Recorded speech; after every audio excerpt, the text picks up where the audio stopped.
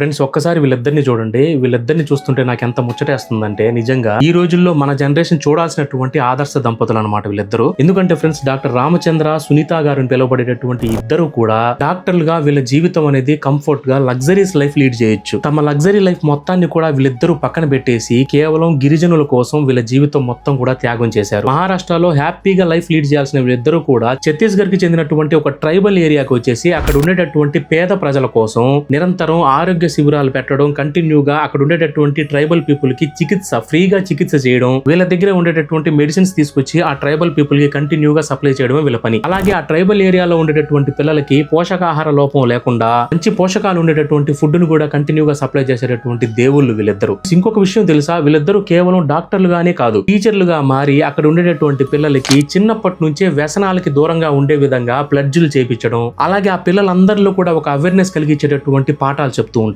నిజానికి ఇంతటి సేవలు చేస్తున్నటువంటి ఈ వ్యక్తులకి పద్మశ్రీ పద్మ విభూషణే కాదు ఫ్రెండ్స్, మన పిల్లల పాఠ్య పుస్తకాల్లో కూడా ఇలాంటి మహానుభావురాల గురించి ఖచ్చితంగా రాస్తే రానున్న తరాల్లో ఇలాంటి వ్యక్తుల గురించి తెలుస్తూనే అలాగే మనం కూడా సేవ చేయాలనేది పిల్లలకు కూడా కలుగుతుంది.